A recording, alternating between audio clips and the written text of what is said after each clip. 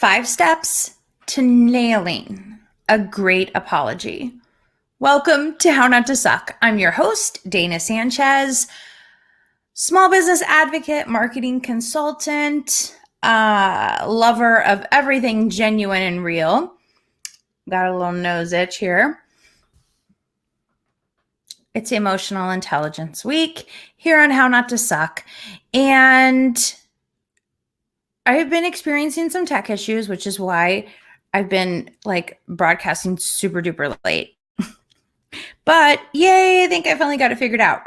So today we're going to be talking about nailing a great apology. Now, apologies really should be simple, but it's something that I see so many people get wrong, whether it's in business, in your personal life. It doesn't matter. And I was talking to somebody the other day about just the steps that go into a really good apology. And if you don't go through these 5 steps, then the person that you're speaking with, it just is hollow. It doesn't ring true. And it feels like you didn't even give an apology. Now, here's some benefits for giving apologies. One is that it instills trust with your customers. So here's the thing, guys. Everybody messes up. Everybody knows everybody messes up. There's not a single person in business that doesn't mess up, or in life that doesn't mess up. So whether you're a business to business business, like if you're a business that sells to other businesses, or you are a business that sells directly to consumers, everybody messes up. And the worst thing you can do is try to hide it or minimize your customers' complaints. So especially now, the landscape in business is becoming super duper competitive. Hey, Candy, thanks for showing up. Also want to say hi and welcome to everyone that is watching after this is aired live. But saying an apology it takes character. It takes leadership to do it. And it's a skill. And also admitting you're wrong is not a sign of weakness. It's actually a sign of strength. So, and it takes a really secure person to admit they're wrong. Now, I will full on agree that it can be scary the first few times. So, I actually had one time when I first started working in radio. I wrote a schedule for a customer, and he was running a sale over the weekend, and he called me like that Monday and said, "Hey, did you run my commercials? I didn't get any response." And I was like, "That's weird. I know I put in the order. Well, let me check for you." And when I went to check the order, now it wasn't a radio station that you guys would know, so don't worry about it. I'm not telling on anybody. They're no longer in business, okay? And it wasn't my fault. But it could have been due to this kind of culture. So I went to check on the order, and it turns out I screwed up royally. I wrote the order for the following week. And my managers at the time were basically coaching me to lie. And I wouldn't do it. I just went to and I was afraid. I was afraid he was going to cancel. I was afraid he's going to be so mad at me. But when I actually went and said, "Gosh, you know what? I am so sorry. That was 100% my mistake. I wrote it for the wrong week. And, I'm so sorry. I want to make it up to you." And it was very scary for me, but it was also very empowering. And he was so nice about it, because you know what? He's in business. He's made mistakes.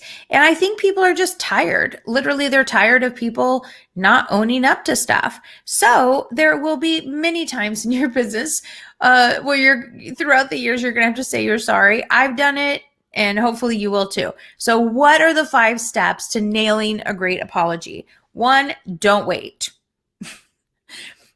Try to apologize as soon as possible. One of the reasons why you want to apologize as soon as possible is because it shows your customer, it communicates that you really care about the situation. Another reason why you want to apologize as soon as possible is because you want to minimize the likelihood that they'll go online and start, venting online and leaving bad reviews. So get to it quick, apologize quick. Another thing you want to do is you want to be sincere. I mean, quite honestly, if you say something like, I'm sorry you feel that way. And I did an episode, which I think I might actually do tomorrow. I don't know, on faux apologies. Ugh, it was pretty funny. But I'm sorry you feel that way is not an apology. I'm sorry you feel that way. That's an insult. So, I mean, you might as well have said, you know what? You're the one that caused the problem. I'm only here because you're forcing me to. And when it all comes down to it, if you can't be genuine, just don't apologize. It was actually going to do you more harm if you apologize that way. On the other hand, when you offer something that's really heartfelt, people can feel it. When you're sincere, your words carry weight. They're weighty. Have you ever met anyone that, or been in a relationship with someone that says, maybe something kind to you, they give you a compliment, or maybe they say, I love you, but you don't feel it?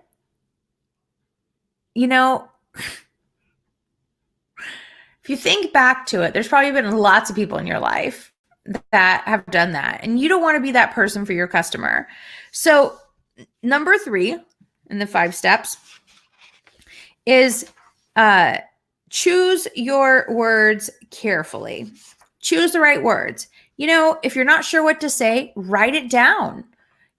Act quick, but also don't, be so quick that you come out and say the wrong words, but, run it by someone. Say, hey, what do you think of this? Does this sound correct?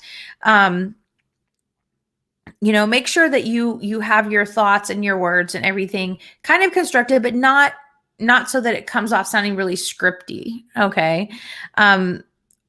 A lot of companies that monitor reviews or for other businesses, online reviews will have like little, the same kind of generic script over and over. And you can just tell. They're wise now. People have wised up to that. So anyway, choose your words carefully and then acknowledge their feelings. Say something like, I can see this is upsetting you. You want to say, I recognize that this is incredibly frustrating for you. And I even go a step further and say, you know what? If I was in your shoes, I would be frustrated too. But Dana, what if it's just a misunderstanding? You know what? Honestly, nearly all conflict rises from misunderstandings or mismatched or unfulfilled expectations anyway. So what if they misunderstood? At least put yourself in their place and think, gosh, if I was in their place and I thought what they thought, oh yeah, I'd be totally frustrated. So I take it a step further and say, if I were you, I would feel the same way. But that being said, don't say, I understand how you feel. Because when you say, I understand how you feel, people are going to be like, no, you have no idea how I feel. You are the one that has made me mad, or your business or your company, or just what, your friendship, whatever it is. So don't say, I understand how you feel. Just say, it's obviously, it's, you're feeling frustrated. If I were you, I would, and if I was in your shoes, I'd feel frustrated too.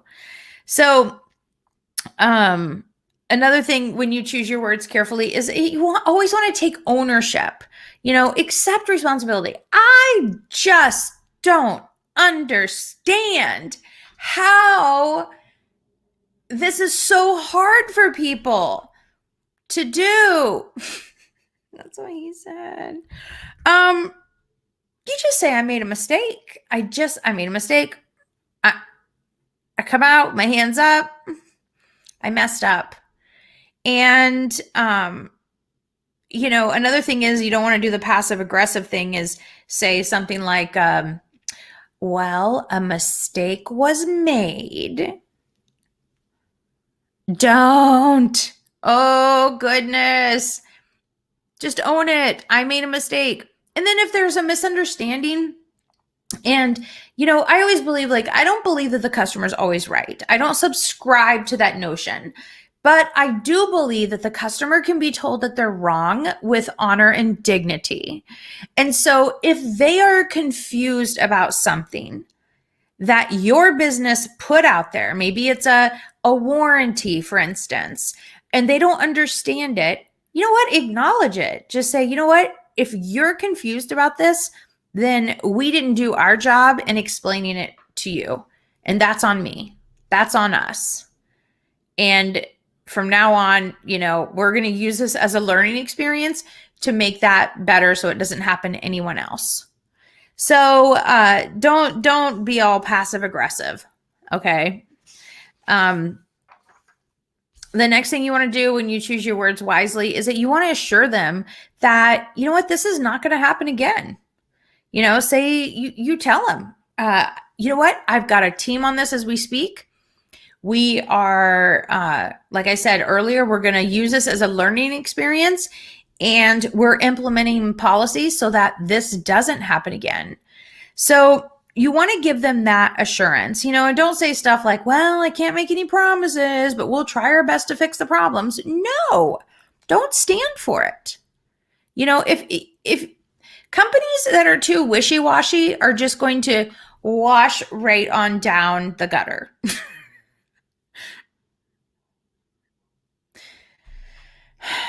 You shouldn't be on the fence. Choose a side and stay there.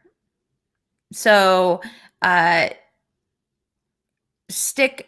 when it hurts, even if you lose a customer, that's just one customer. Think of how many customers that customer has saved you from losing.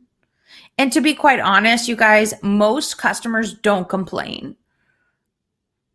What? No, it's just that you think they're complaining. Oh, everybody complains because the ones that complain usually do so the loudest. But the truth is, unhappy customers, a huge majority of them just walk out and never come back. They just don't come back. And Jay Baer, in his book Hug Your Haters, is which I love that. If you need help answering online reviews or answering any kind of reviews or anything, get that book. It's amazing. But Jay Baer pointed out, I was at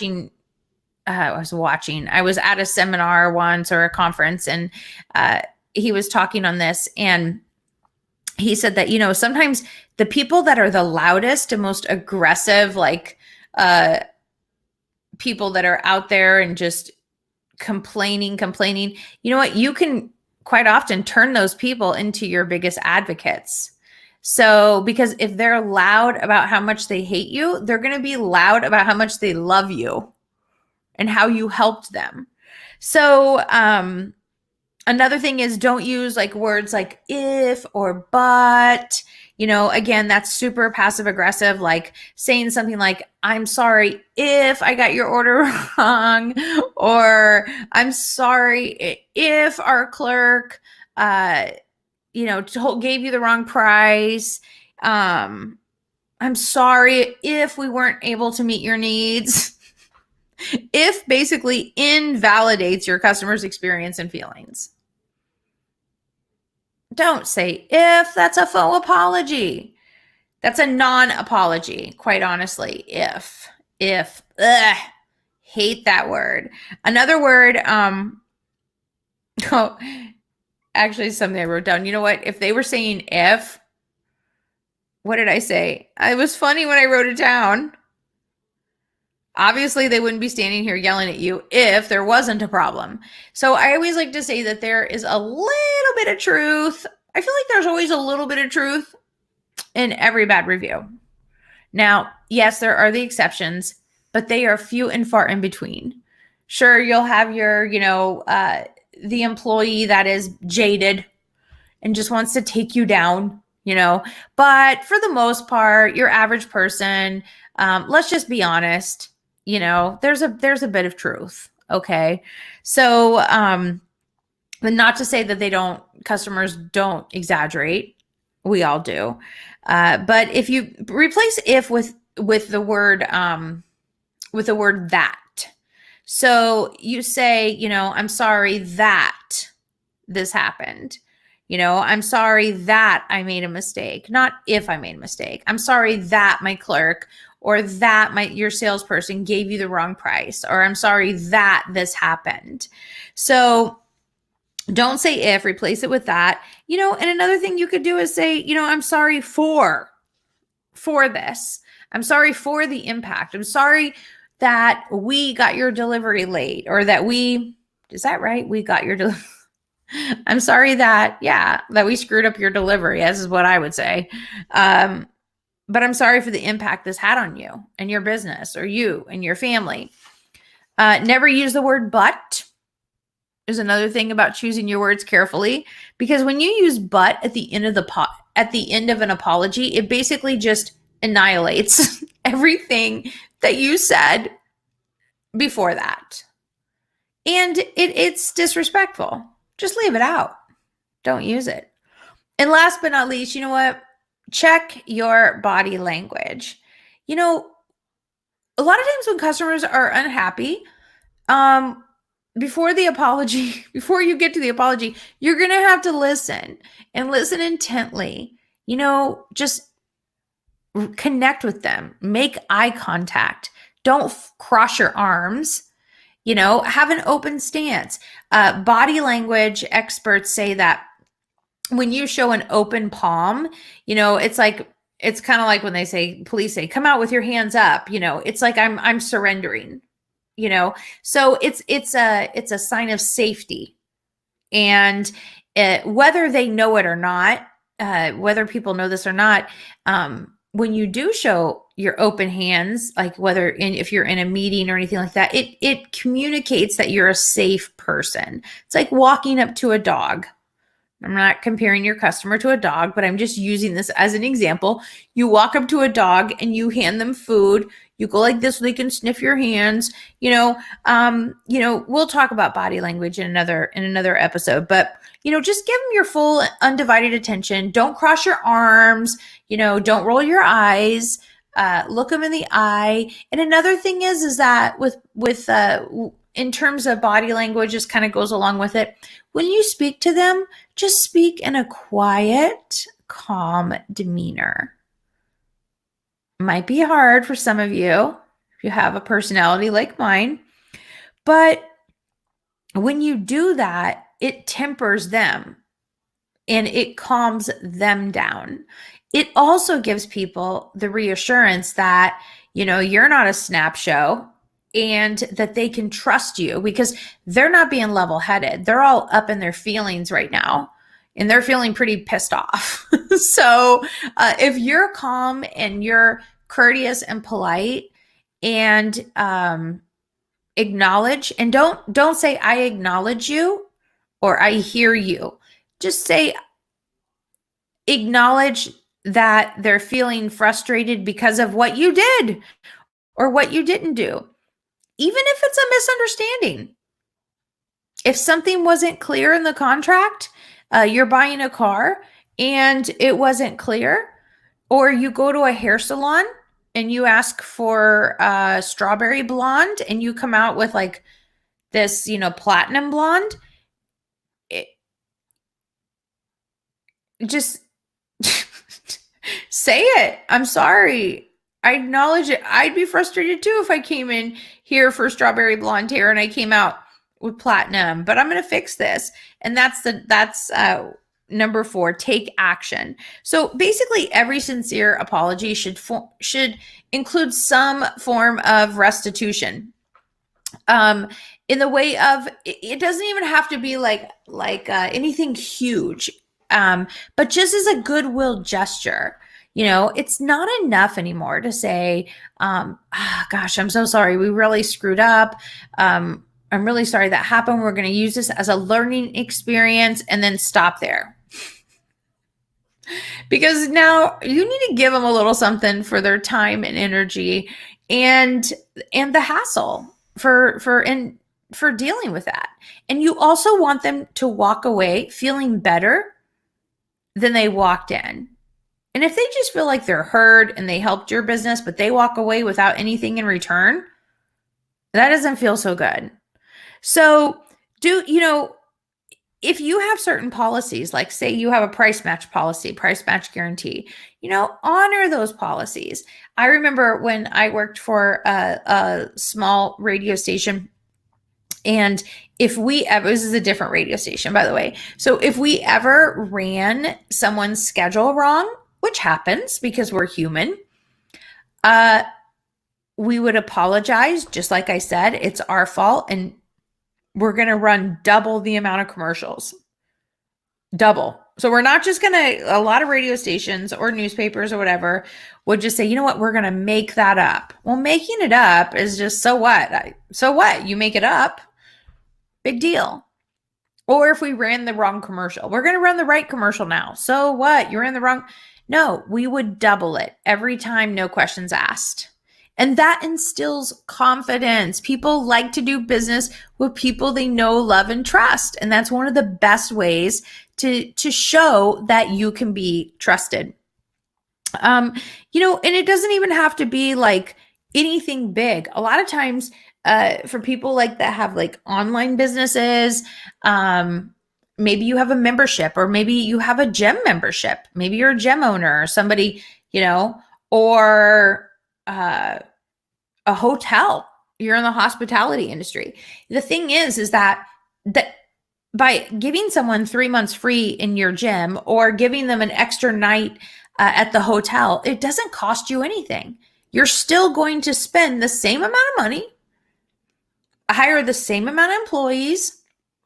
You're going to be open. Why not give that to them? Make them feel like you really care. And the only way to do that, the only way is, as far as I'm concerned, is to back it up with proof. People don't care how much you know till they know how much you care. They don't care. It's not enough to say it anymore. You have to prove it.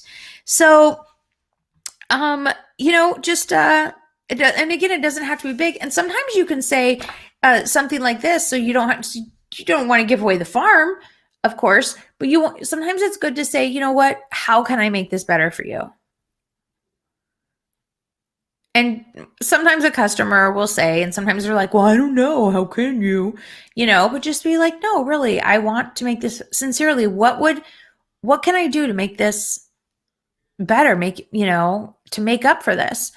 And sometimes it's just like the littlest things, here, you may have been willing to give them an entire year worth of membership to your gym, and all they wanted was maybe a free training, personal training session or something like that, So ask them, and also when you ask them, it communicates that you care about what they want. So finally, last but not least, number 5 is don't expect forgiveness right away. Even though you've admitted you're wrong, you've empathized with someone, you've offered to make restitution, they still might be pretty worked up. Or even if it's not in business, maybe it's a personal life. Maybe you really screwed someone over. It happens. Everybody does. Don't expect them to instantly forgive you. Trust takes time to build, and that's something that you're going to have to earn back. But what you can do is, if they leave like still really mad. The other day I had talked to a customer that was really upset, and it was basically because it was a misunderstanding, and there was some miscommunications, and she was just really upset about it. And she's like, I'm too upset to talk. So I had to give her a little space. But then what you do is you follow up. So with those people that, even though you've made restitution, you've done everything you can to do it right, maybe follow up with a phone call, follow up with a letter, a handwritten note, just thanking them for their business, assuring them, thanking them for the opportunity to make this situation right. And that also shows that you really, really care about them when you follow up and make sure that they're doing okay. It will go so far. Another thing too with that, when you follow up with someone, and if you've said something like, hey, we're going to use this as a learning experience, even go that extra mile and tell them how you've implemented it. Because people like to know that, hey, they didn't go through all this hassle for nothing, so tell them, you know what, since you were here, we had a talk with our sales staff, and we've made a few changes to the way our website or how we explain the warranty or whatever it is that they're upset with. And or if you offend someone personally, if you're personally responsible for it, let's say, maybe you had you were going through some pretty difficult times, and you were in a bad mood, and you were really nasty, and say, I just want to follow up with you and just tell you I'm so sorry for what happened, and I'm in therapy. I'm in therapy now, or I've read these books, or I'm really trying, I'm working on my personal character or whatever, So, and when it all comes down to it, saying I'm sorry is just part of the job. Saying I'm sorry is just part of life. Saying I'm sorry is just healthy. It's what confident, secure people do. And it is what a lot of people don't do. So it will put you heads and tails above your competition, because most people want to talk in circles. They want to deny. They want to minimize. And the truth is, most people just want to be heard and actually have someone be genuine and honest and admit they made a mistake. I'm going a little late here, but when I was in my early 20s, I was a single mom, and I was on welfare, and I didn't have basically 2 nickels to rub together, and I couldn't afford to pay my electric bill. This is when I lived in California. And so what I would do is I would put my bills, when they came in the mail, I would put them in a drawer, and it was kind of like out of sight, out of mind. And if I couldn't see them, they didn't exist. And then finally one day I had to pay the piper. We came home and electricity was turned off.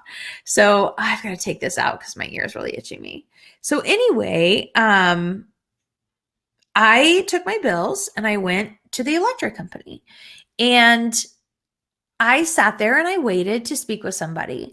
And as I waited, I could overhear other people's conversations. And just about everyone in front of me, actually everyone in front of me, was making up excuses. Oh, my kid was sick, or I didn't get the bill, or I lost my job, or blah, blah, blah, blah, blah. It was just one excuse after another. And I was just thinking, good gracious, I would hate to have this job. Well, when I got up there, and mind you, I'm just like in my early 20s, single mom, but I didn't pull the pity party. I just said it, just told the truth. I said, look, I've been going through a really hard time financially, and I would get the bills and I was scared. And so I put them in a drawer because I thought if I couldn't see them, they didn't exist. And now I realize I have to, be a grown up and take care of this. And I'm really sorry. And I'll do my best to make this up. And the relief, the look of relief on the face of the lady that was sitting across from me in her little cubicle was like, finally, a breath of fresh air, because I was honest. And people can see through your bullshit. They can. And if they can't see it, they can feel it. They may question it, but something's just not going to ever sit right with them. unless you just come clean. People like it when people come clean. It's refreshing. And it also gives them permission to be honest and forthright and genuine. So lean into that, lean into to admitting when you're wrong, because most people don't do it. So as far as businesses go and friendships go, you'll earn a lot more respect and a lot more customers, repeat customers, if you just own up to it and make it right. That's how not to suck. Don't suck, be amazing. I think tomorrow I am going to try to do our faux apologies. I'm going to try to come on here a little earlier though. So I apologize for the lateness. And if you're watching this broadcast, again, thank you so much for tuning in till the end. I love you. Candy, you're always amazing. Thank you so much for tuning in. Get some sleep. Good night. Love you guys.